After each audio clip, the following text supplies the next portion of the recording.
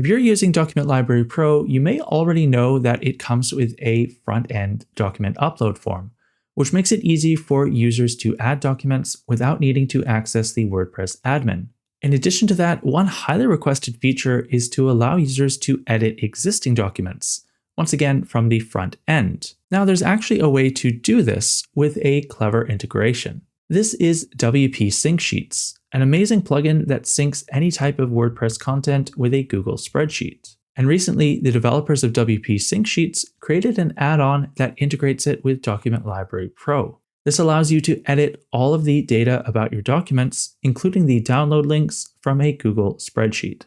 If you already have documents in your WordPress library like I do here, then you can save all of their information in a new spreadsheet, which you can then share with others using Google's sharing options. These collaborators can update or add new documents to the sheet, which you can then sync to WordPress at any time. So let's take a closer look at how to do that.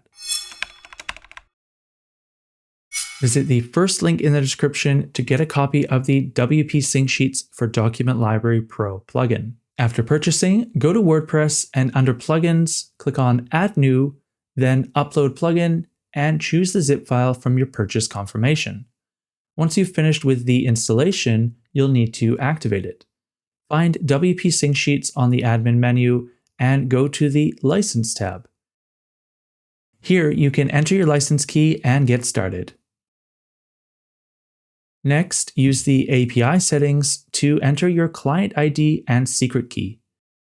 This ensures that only your website can access this spreadsheet. Then, as I mentioned, you can use Google Sheets sharing settings to allow other users to edit the sheet remotely. So for this example, I'm going to assume you already have some documents in your document library, like I do here.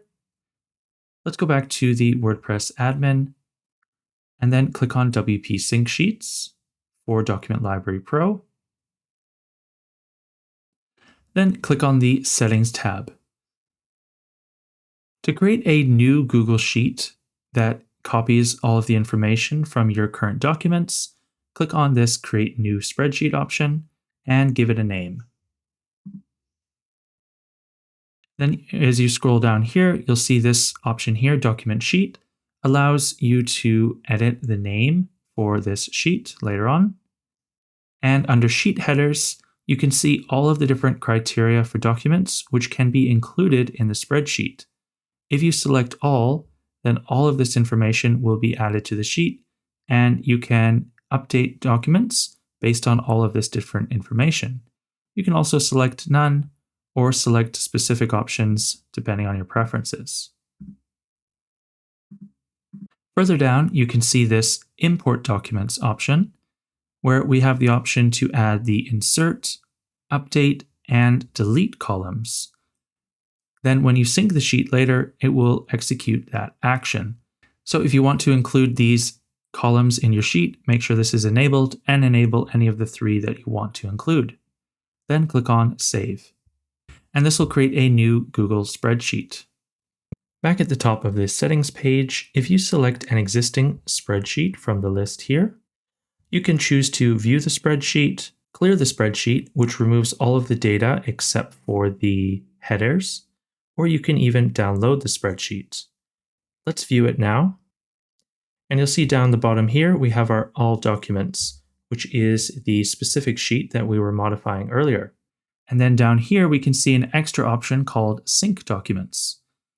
Now we can sync all of our documents or just from a date range. And then we can click to sync them. And existing documents in the sheet will not be updated, so this provides a seamless synchronization process. So let's click to sync all of our documents. And there we go. All of them have successfully been synchronized. We've now added them to the spreadsheet here. If you're adding a new document, you need to add all of the information for that new document here. And then put a 1 in the Insert column if you'd like it to be added when you click the Import button. Likewise, you can delete a document by adding a 1 to the Delete column. So now let's go back and try that. Click on Import Document. and OK. So we've inserted and deleted one document. Click on Proceed. So now when I go to my Documents page, I can see a new draft document, document number 19, which I just added.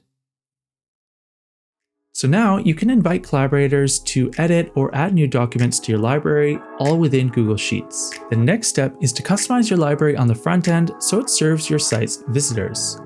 Check out this video for a complete tutorial, or use this link to try out WP Sync Sheets. And of course, thanks for watching.